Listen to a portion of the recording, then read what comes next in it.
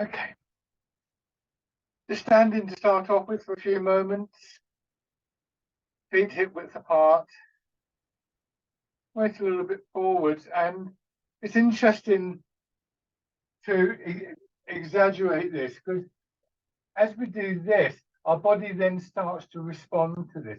You might take a step forward, or quite often we would do something like this, or strain to stop ourselves falling over. And there's various responses you might find yourself making.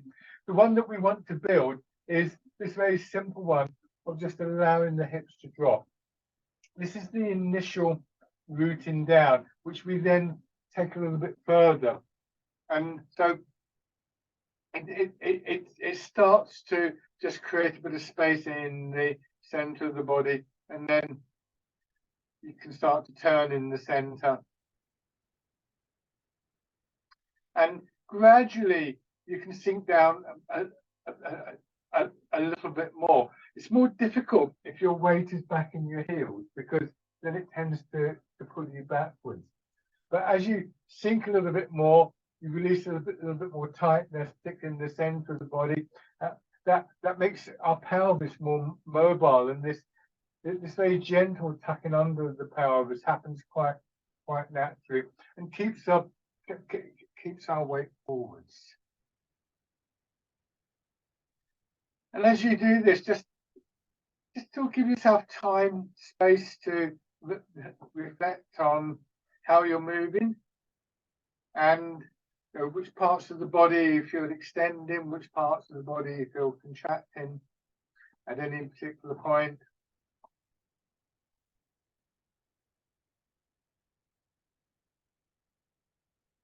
And slowly building the movement,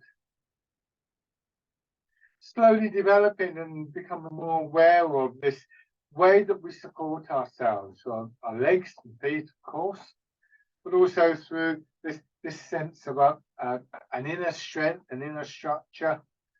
I think a good way of beginning to be aware of that is to think of the skeleton. But there's more involved than just our skeleton, of course. There's a whole area around the skeleton. And in the end, we want to feel that the whole body is doing this. Be aware that when we focus on one thing, I quite often do that in the class, we'll look at this aspect or this aspect. The intention is in the end that all of these things will come together. I've used the example before of a tripod where each leg supports and is supported by the other leg. And it might be, if one leg isn't working, you might want to focus on that.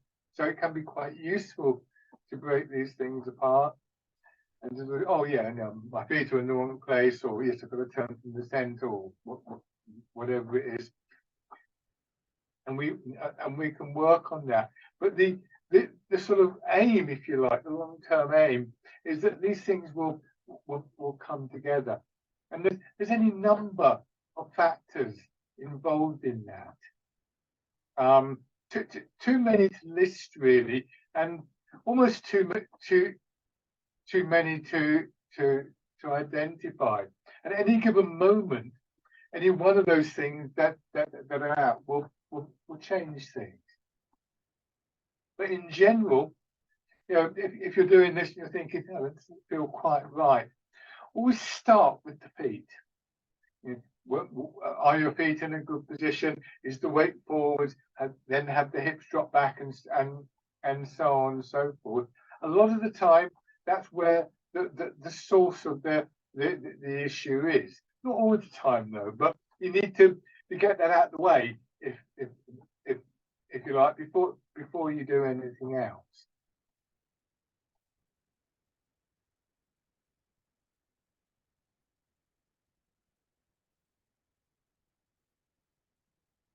And that's always a good process for our attention to return our attention to our feet, to use the neural pathways that enable us to do that. Keep them sort of fresh and alive, as it were.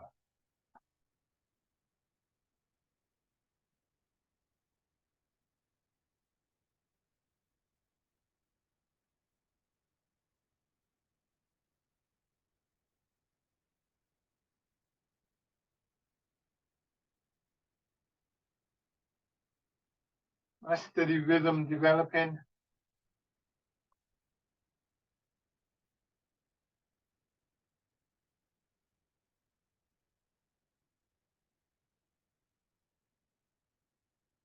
Your back supports the front of your body.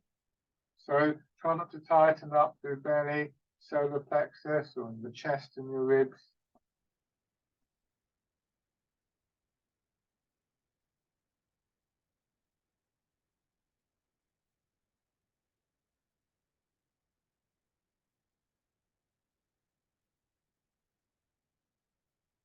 Raising your arms.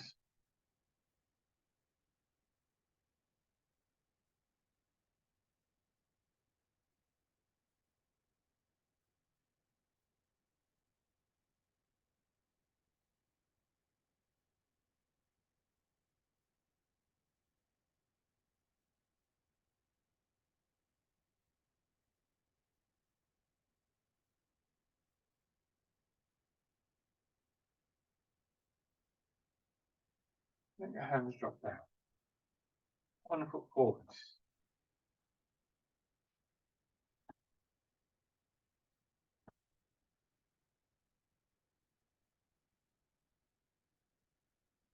Again, we can look at this exercise in different ways.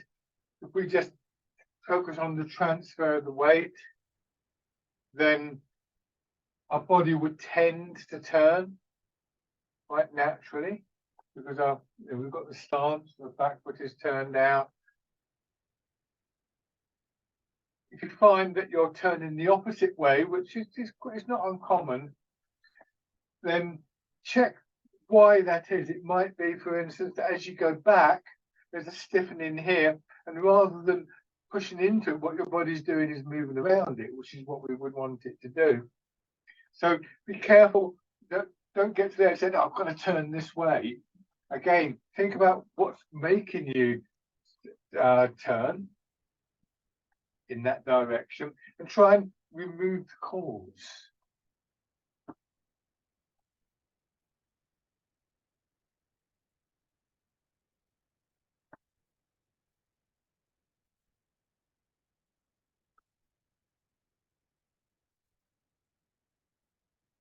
On the other side, it might be something simple. It might be here, and you haven't quite got the start, so you can't quite get the weight down, and so on. It doesn't have to be anything major. If it's true that small movements are better than big movements, and that with one small change we can change the movement or improve the movement or something like that, it's also true the other way around, isn't it? That one small thing is out, and it can throw everything else out. So there are so many different elements that it can change from almost from moment to moment, but certainly from day to day.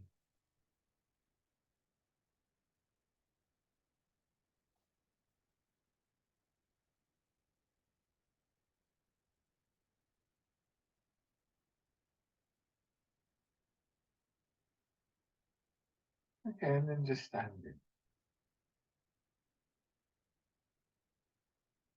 So going back to the stance, sinking down, and then just letting the hips drop down a little bit more and pushing up, then your body expanding, contracting, or we can think of it in a different way. Filling is because there's this sense almost like water, like a wave pushing up through our body, and then emptying, draining away. And ideally, what we do is we observe the movement. We let this blending process take place, and only really intervene, as it were, if something is obviously not working. And this is in a way, this is an advanced way of looking at things. We've done enough work on the basics And it's like, oh, hold on, my hip's out of line or something like that. But other than that, this sense of your attention being in the center and a feeling, as one teacher of mine described this, the physical posture, as though you're standing on a hill looking out over the valley. You're not necessarily focusing on any one detail. You're just taking in the whole vista. Bringing your hands around as though you're cradling the ball. Pushing up. And pressing down.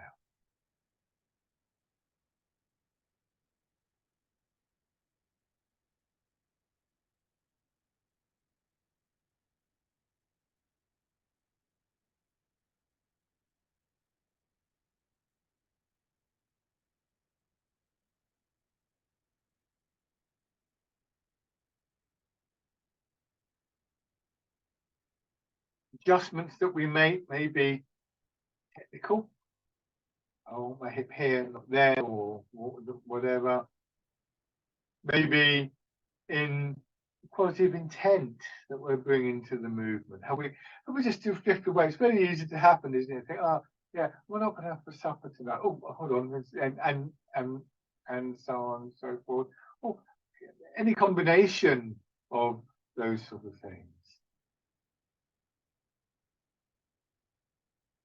Then change to the wild goose.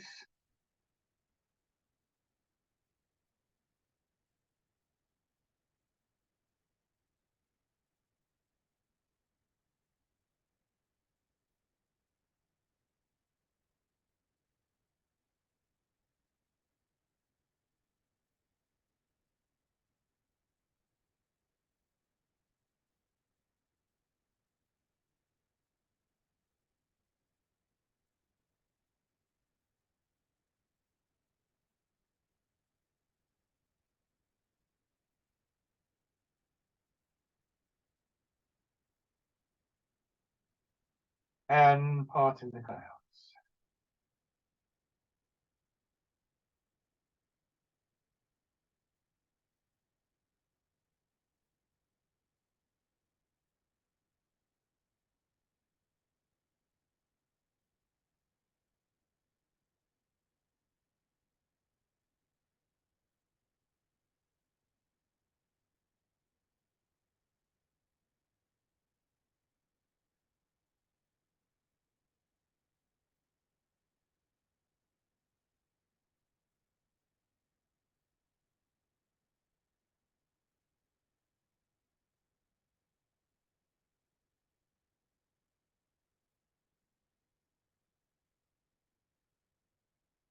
Your arms hang down, for the weight of your arms hanging. Dragon plucks the stars from the sky.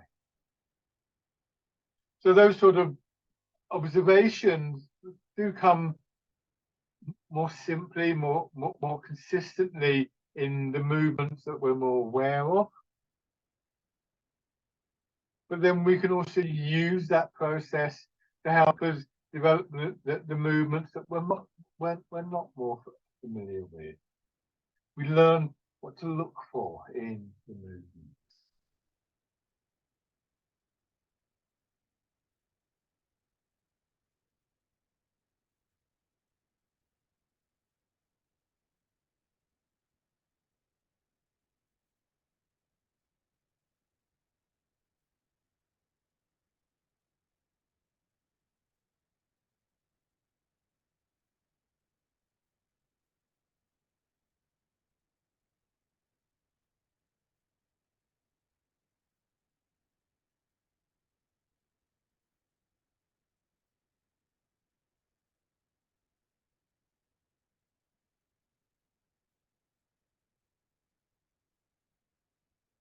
And pushing in 4 directions.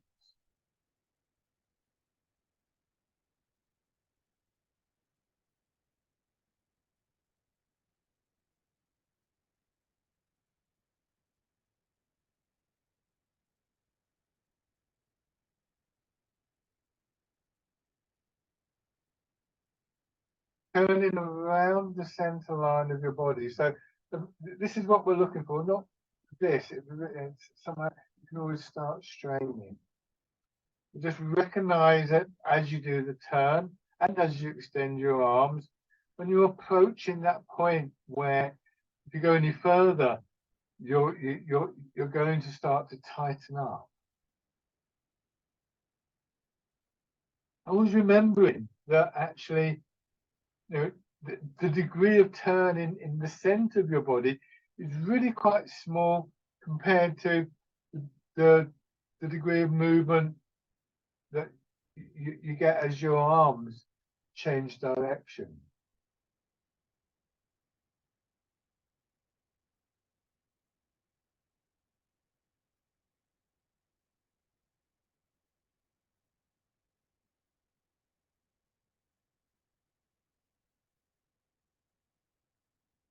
Expanding, contracting.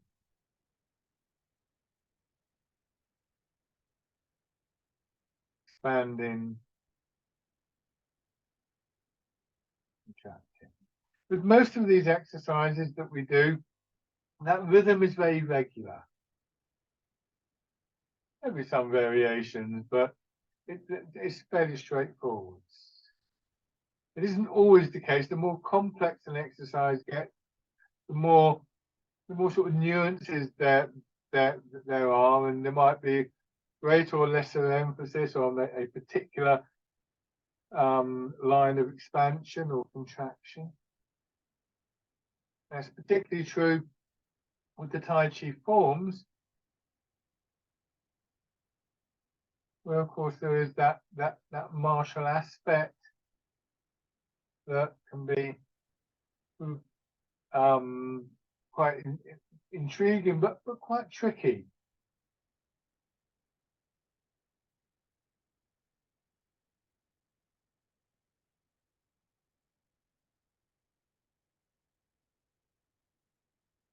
Nothing is fixed. You know, the generic term for the expansion and contraction, or the filling and emptying, will be yin yang, and there are said to be 5 principles, 5 rules of yin yang in life. This comes from Chinese medicine and that kind of area. And one of them is quite interesting. It says that there's always yin within yang, always yang within yin. So nothing is absolute. So when I talk about expansion here, and overall there's an expansion yang followed by a contraction yin. But actually, if you were to analyze it more deeply, as your body's expanding, some parts of the body, particularly muscles, but other things as well, will be contracting. Others will be expanding to produce the overall effect. Again, a lot of it is about where we choose or where we need to put our attention at any particular point. Do this little set one more time.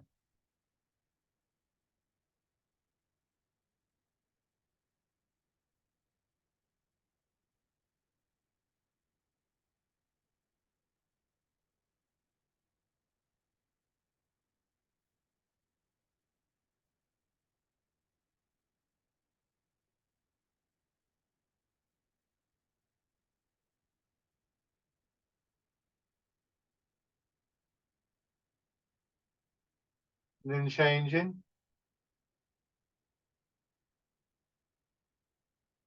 There is something very, very soothing, I think, about the regularity of the rhythm.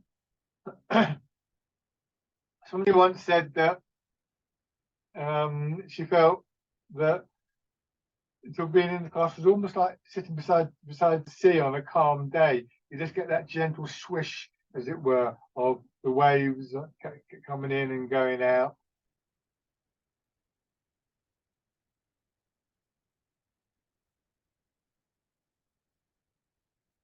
And then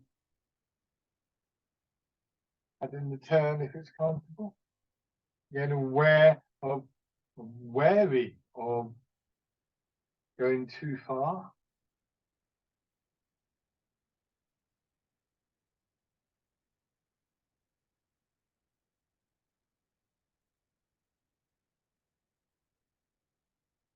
One more time on this side.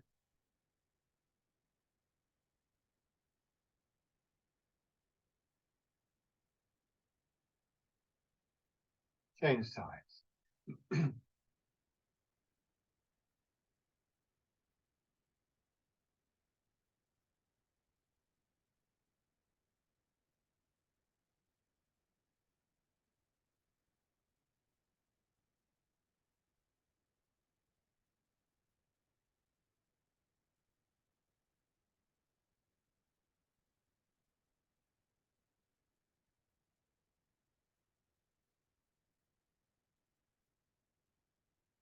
Adding the turn if it's comfortable.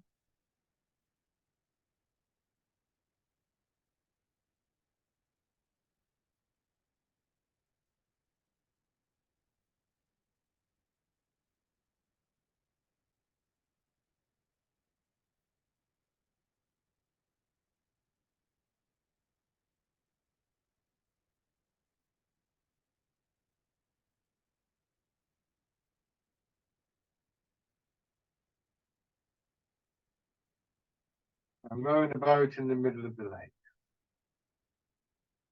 Hips going back, sink down. So how that sends your head and shoulders and then your arms and hands forwards, hip dropping back to bring yourself to the outside. So it's this, again, a movement, this time a horizontal movement in the center of the body. And again, for a relatively small amount of movement here, we get quite a significant movement in our fingertips.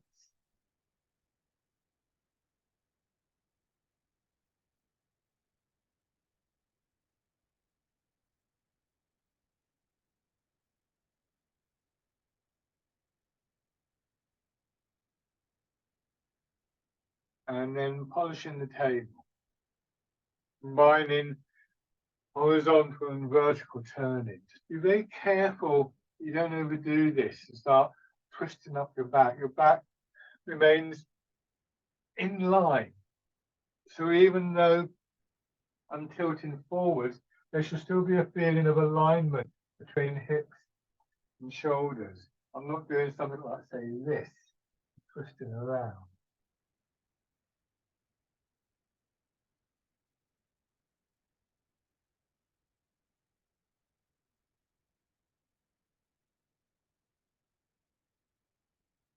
One more time.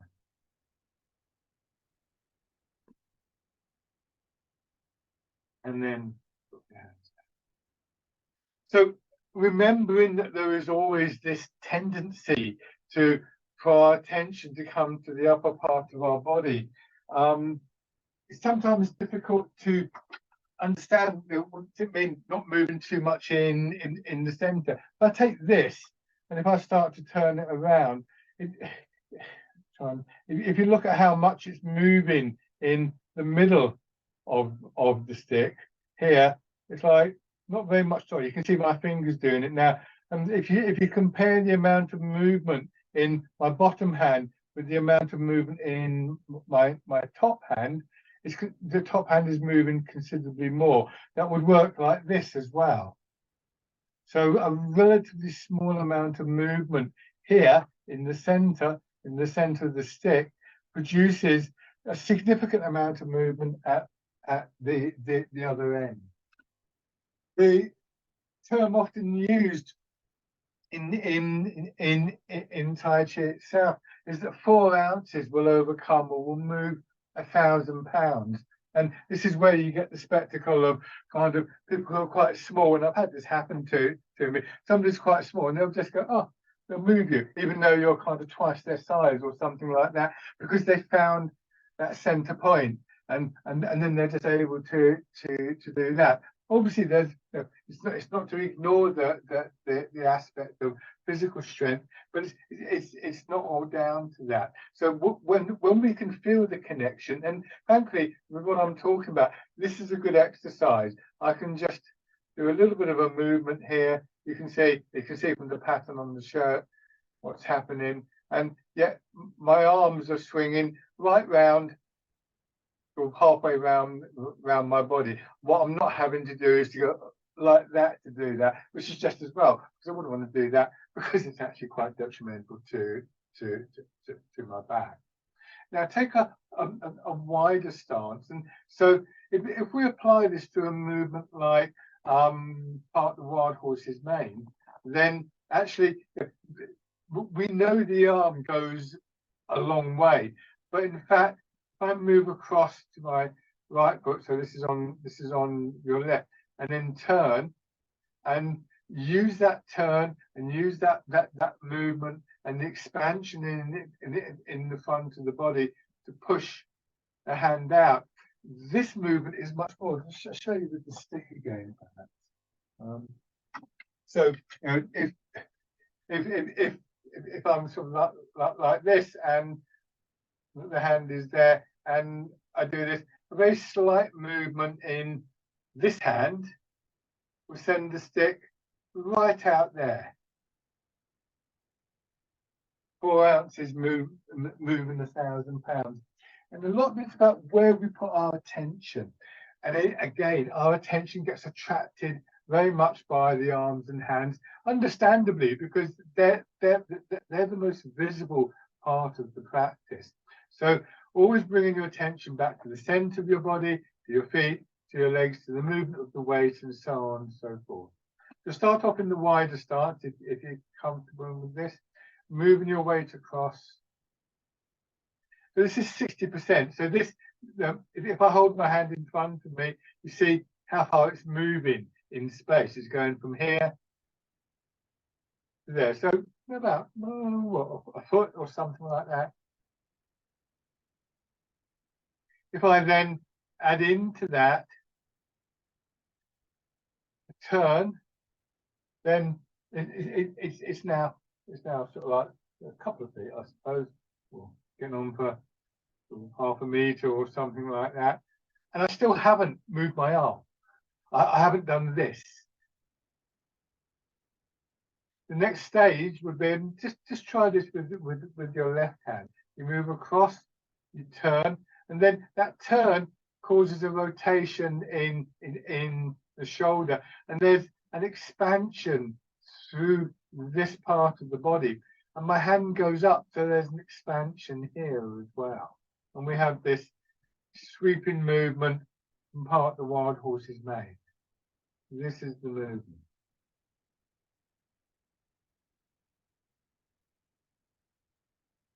All the way up my back, this nice open feeling, turning around the center of my body, not straining in my shoulder.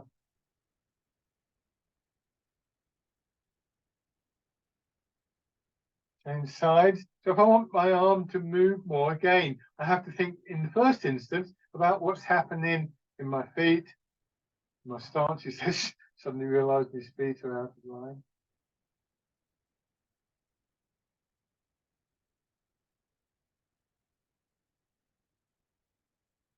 So then for the whole movement, you come over into your right, hold a ball, right hand on top, left hand underneath.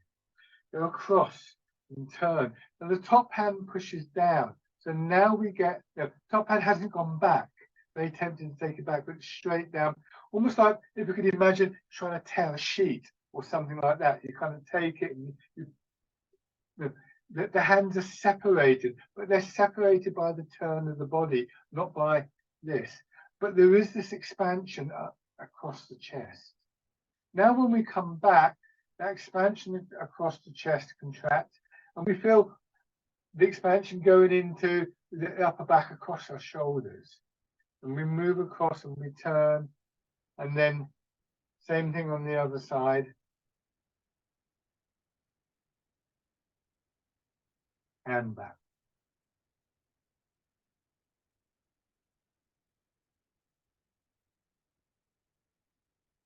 Part in the wild horse's mane.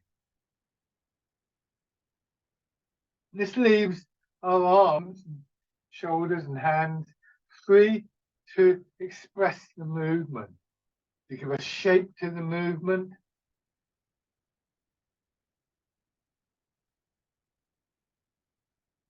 To give an intent to the movement. And, you know, not to suggest that that's all the hands and arms do. because there's a filling in to your arms and your hands expanding through. So it's not that there's nothing happening in the hands. There is that sense of the energy passing through and being supplemented in your arms and your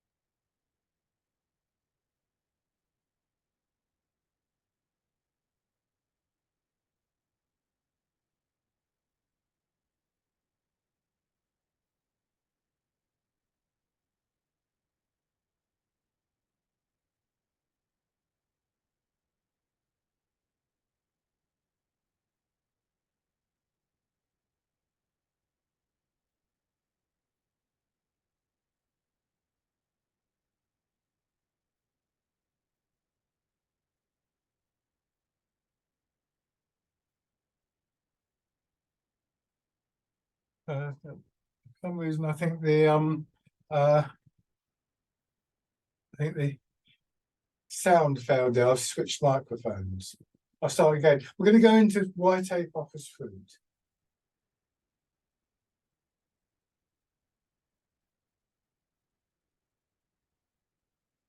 So what we've got here is the pattern. We think about the upper body, weight moves, chest opens, return, weight moves, return, chest contracts. What we're going to do now is we're going to change this. We don't move the weight, so we do one thing less to begin with, but we let the chest contract, and that brings the right hand through. Turn the hand palm in, and drop your left elbow down, fingers pointing down towards the ground. Now, imagine your fingers are stuck in mud, and what you're going to do is you're going to move your weight back, you're going to pull upwards, so you come up, and that brings the hand up. You sink down in the right leg, and you turn to the left towards the hands, and you turn the hands in to hold a small ball or fruit, and you move the weight forwards. Come back, turn, and the leading hand now swings out and comes underneath to hold the ball. Come into your right foot. Go in, sorry, your left foot. Now go into your right, chest opens and closes. Left hand comes through, elbow drops. Fingers pointing down towards the ground. You're going to use your right foot to push yourself up, pulling your fingers out of the mud. Sink down, turn to your right. You've got this ball, or traditionally it will be a peach, I think, probably there, and then go forwards. Coming back. Now it's the left hand leading, comes underneath to hold the ball, comes across, and through. So this is the fixed step version. In other words, the feet aren't moving.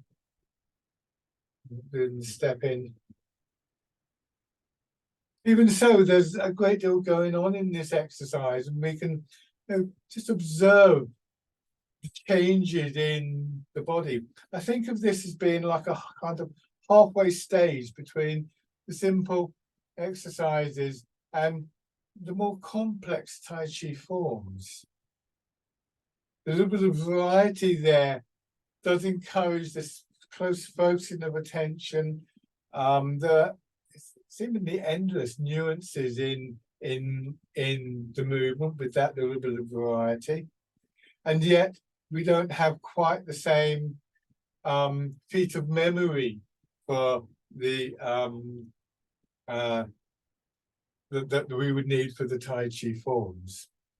One of the things I find fascinating about this is sometimes going through a Tai Chi form, I notice something in the movement, but then I'm doing a form, so I've kind of moved on from it. And sometimes there's a chance to repeat that, but not always. But here, because it's a regular pattern, I might notice something. Oh, that's strange. There's something's happening in part of the wild horse's mane. I wonder what that was all about. But now I get a chance to try it again on the other side, and so on and so forth. So I get the benefit of both the repetition and I suppose the sort of challenge really of the complexity. Why tape offers fruit?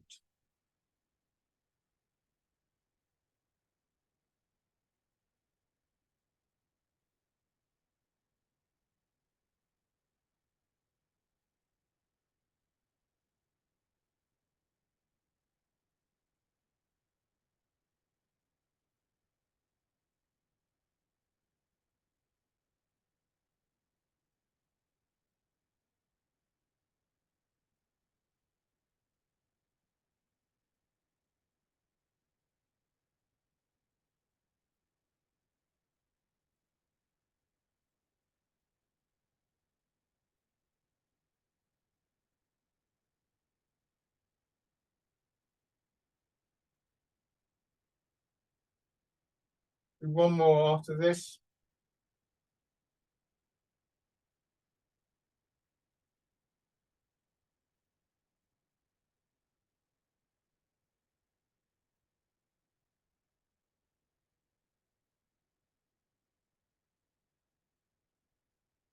Okay, and shake out. Good.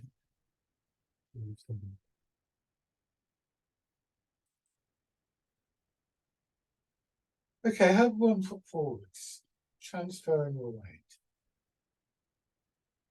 We'll always find it easier, I think, to get more of the weight going into the back foot because of this angle of the back foot.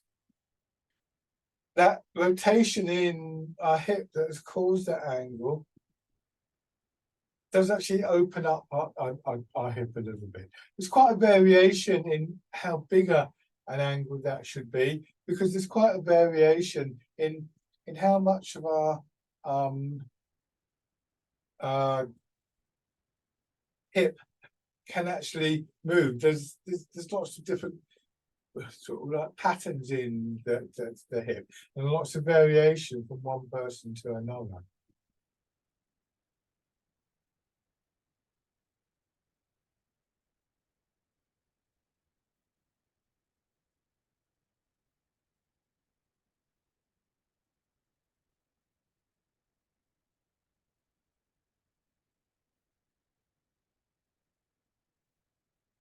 Thinking about raising the front toes, and now I do turn the front foot out a little bit because I know that I'm going to want more weight to go down in that front foot. You don't want to turn it right out, by the way. It's just a little angle here. Predominantly at the moment in this exercise, we're maintaining a stance that has our hips and our shoulders sort of facing forwards. You might get a little bit of a turn. I don't think that's necessarily a massive error. There's plenty of variation possible. So if I go into my back foot, I can face towards the front, but I can also turn this way or this way. You know, when I talk about the alignment of the body and the mechanics of the body, shouldn't be interpreted as being solid, stiff. We're more flexible than that. But the basic exercise of this is to try and maintain that angle forwards, and then bringing the foot in. But we could allow the body to turn a little bit here. And what that can do, that can actually help us. I've exaggerated now. You see how that actually starts the movement of the foot. And even if it's not obvious, even if it's not big, there is still this sense of I'm moving in this direction, and it's helping me to move the foot.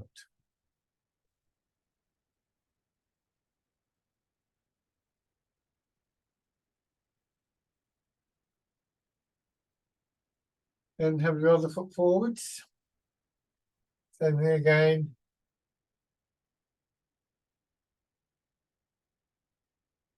And this is why I sometimes say to people, particularly people who are beginning, if your body is at a slight angle, then don't let that body. Ideally, we will straighten up. I've talked about that before, and the effect on the knees and so on and so forth. It's not worth twisting your back up, twisting your knees up, just so it looks good. In terms of the exercises that we do, for the most part, if we're a little bit out, they're quite forgiving. Again, the Tai Chi forms themselves, there's less margin for error.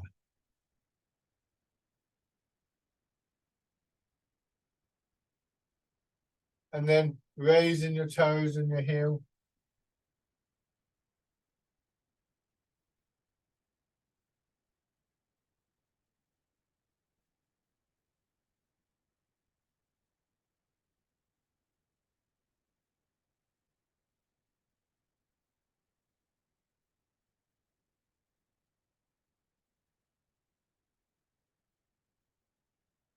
And stepping in.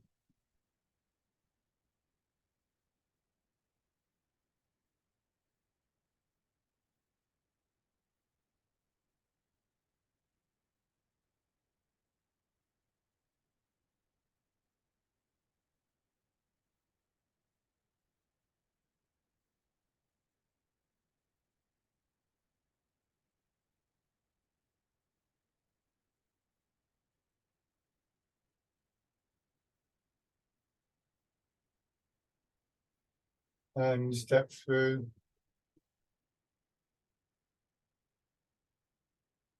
Again, that slight angle here.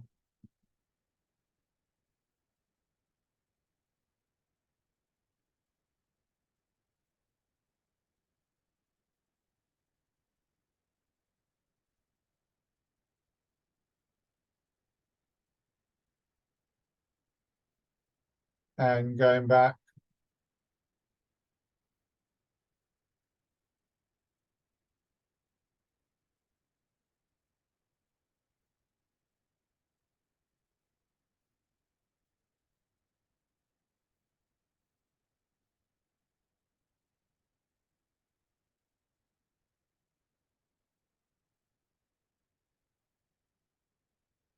And bring your feet back.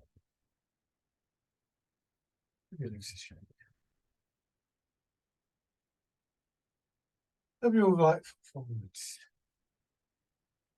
If we train ourselves to recognize these patterns of expansion and contraction and the effect that they have and the relationship they have in particular to what our arms are doing, then we can begin to focus on them more, and this process of intent will encourage those. There's a lot of variation in how this can work within the body, and it's not always consistent. Why tape offers fruit, for instance, I find subtly changes. And it's quite interesting to observe and to work with those changes. Again, we try and work out which are the kind of useful ways of doing this. But the outcome of this is generally that we're less strained in our arms. So in the end, if I go to do something like dragonfly skims the water, and I'm here and I'm like this, I'm fairly stable like this. But watch what happens if I strain a bit more in my upper body. It just sets in a series of movements that actually I'm constantly trying to adjust, because that's where my attention is. What I would try to do in that situation, I don't know if I can do it, is okay, I'm too up in the body, I'll try and drop down. Oops, I went too far that time. But it's better not to get into that situation in the first place. And our guide is our awareness. It's hard to say exactly so this should be expanding here or whatever. We develop a kind of intuitive sense of it. again, these different elements, sometimes we might focus on the root or on the center or even on the arms or something like that. That's not to suggest that the ultimate aim is that there are these separate things, but rather that they come together as a whole.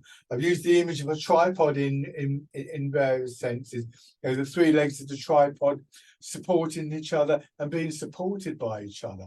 And it might be appropriate sometimes to look at one leg of that tripod, but ultimately it's the whole that we're actually looking for. So try and maintain that process of observation as we start going through the various exercises in this stance, recognizing the changes as much as anything else. So start with your weight on your back, put hands on your belly. We'll start with pigeon spreads its wings, pushing forwards, feeling your arms expanding, opening in the chest, contracting in the back. And then as you go back, the chest contracts quite naturally. And that causes an expansion across your shoulders. So the main driving power is always in this start is going to be the transfer of your weight. You can see my weight is moving, that pushes the hands forward, but then there's this rise and expansion through belly and chest, and then the muscles of the chest and the fascia and so on contract, and there's this expansion across the body. If I exaggerate, it's almost like I'm doing this, and then this, and then this, and then this. I shouldn't really do that on a recording that's going out for potentially public consumption, because you shouldn't be doing that. But this is what you want to be feeling happening in a very subtle sense.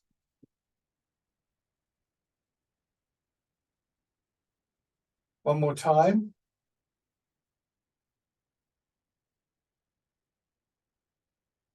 And same with fisherman cast a net, different patterns, but observing them.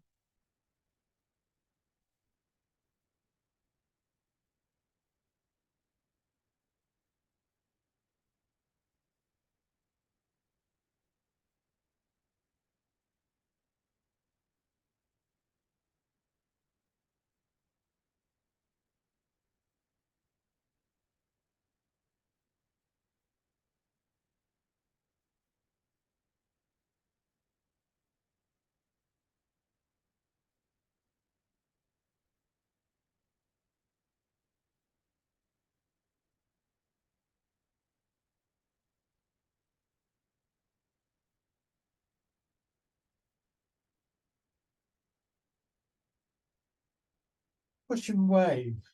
Hands come down, elbows go out just a little bit, but this is the basic shape of the arm. Weight goes forward, shoulders go forward, shoulder pushes the elbow forward. I'm not trying to lift my hand. It's the shape here. If I were to change the shape, if I were to change the angle of my elbow and let it flatten out, my hand wouldn't go up. But because I don't let it flatten out, my hand naturally curves up. So I'm not trying to lift my hands.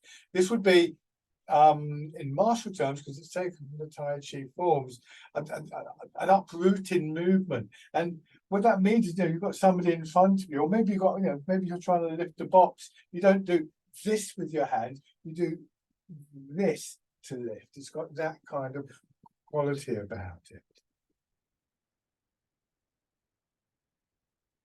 And then going into the front foot and turn. Notice how that separates your hands. You turn them palm down, and we have the movement, wind blows the willows. Drop your hands down. And this is an example of an exercise where we turn against the direction of the foot. You don't have to, by the way, it can be done either way, but I do it like this because this is a good lead in to Dragonfly Skims the Water. Expanding through belly, chest, sides, contracting, expanding. Remember, the expansion comes from the rooting down. As you root down, you can feel after a while the push up. It's like if you get a ball or a block of wood and you push it down into water, you immediately feel the pressure of the water pushing back up. So here, letting your hips drop, releasing in your hip. Plus there's a certain amount of momentum that takes place, of course. But it does mean that here, I can raise my back heel, bring my foot in, maybe even raise the foot without this feeling of having to tighten up in the upper part of the body. Here, hips dropping back. Not overextending your arms.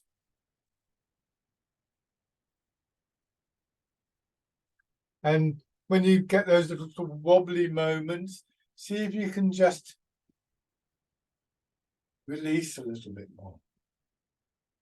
And if you try that, you think, oh, it's a bit wobbly. Oh, no, sometimes it won't always work.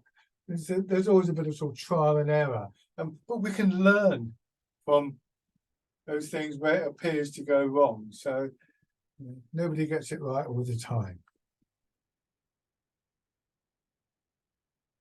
Okay, so change sides. Have your left foot forwards and pigeon spreads its wings.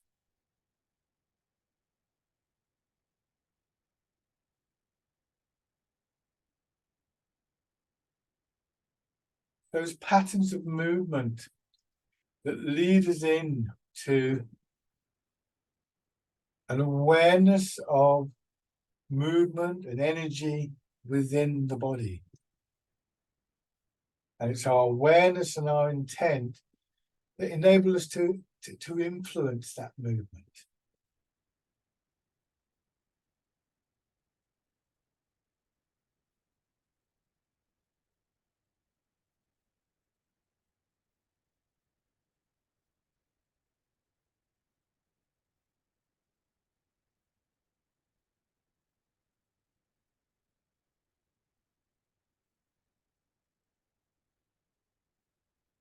One more time.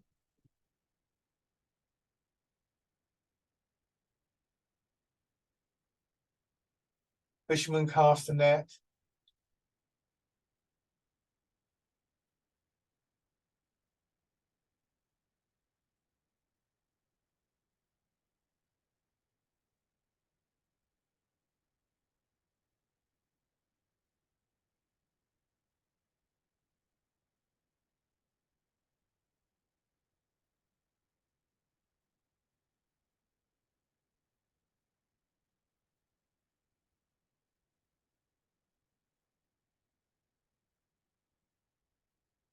Thumb change into pushing wave.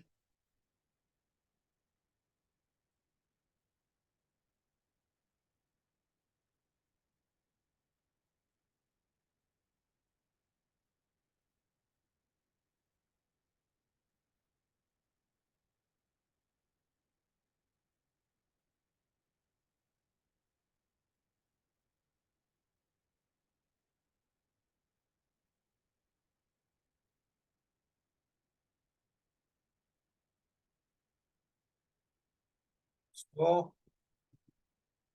And forwards, turn into wind blows the willows.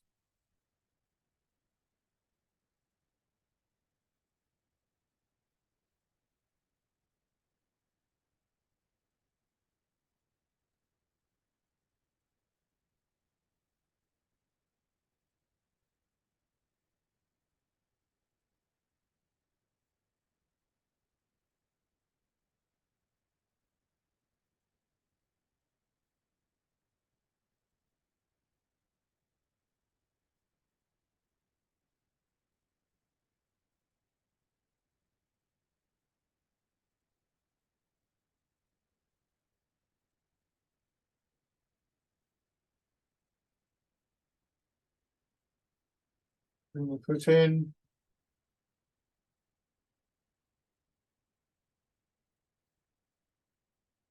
Raising if that seems appropriate. Remembering that both the lifting and that rotation that brings the inner edge of your foot upwards are movements that if we overdo them or if we have to strain for them, they can easily throw our hips out.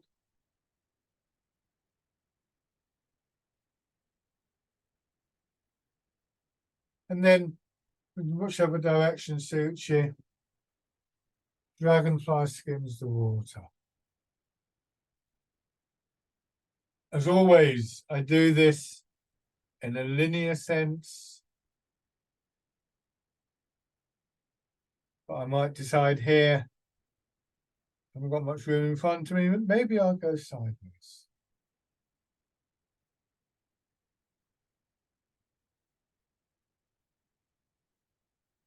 Maybe I'll go back. I'll have to go back now.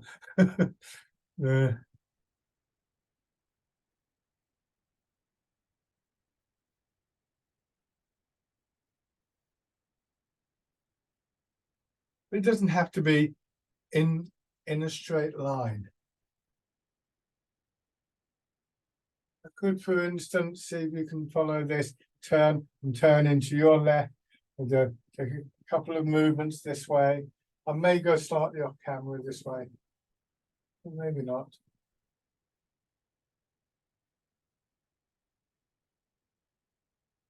And then I can turn a little bit more. I can go this way, I can go towards the camera.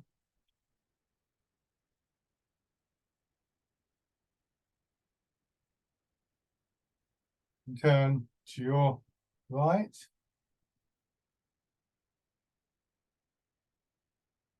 I could turn away from the camera.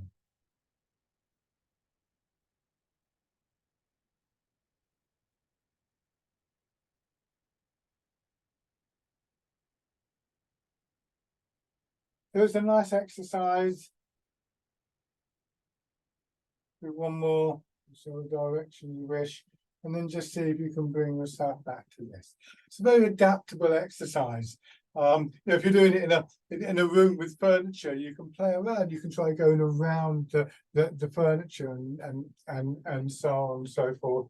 Same with this exercise. We can do the same thing with that, and it's quite useful. The Tai Chi forms are kind of set. You go this way and then this way and then this and so on and so forth. So you need the right space to be able to do them in. But other movements where you get that repetition, and it's same as is in the step-in version of Why Tape Offers Fruit. Then you can actually move around. It's quite interesting to do that. Okay, so back to the parallel stance, rubbing your hands together, tapping over your face. Over your head and neck, down to one shoulder, your arm, and the other side. Onto your back, around your hips, your legs.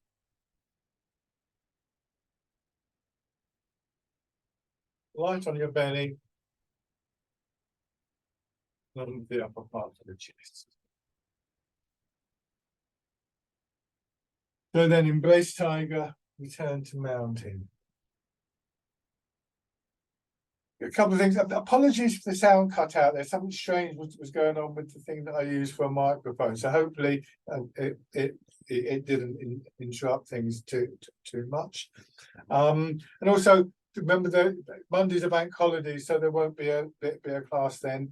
I'm going to put this one up online though, so if you want to go through it again, do feel free. And we'll be back here next Thursday, and then it's just as normal.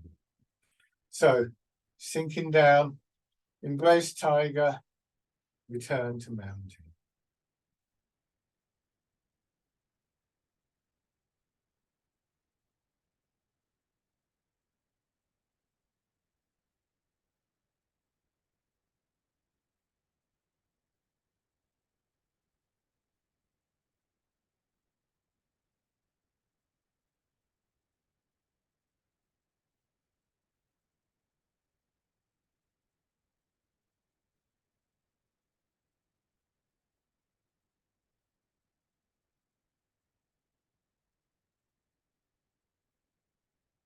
One more time.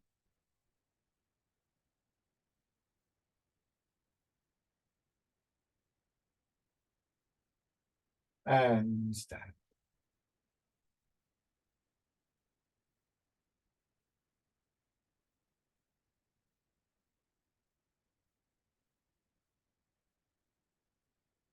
Thank you very much, everybody. As always,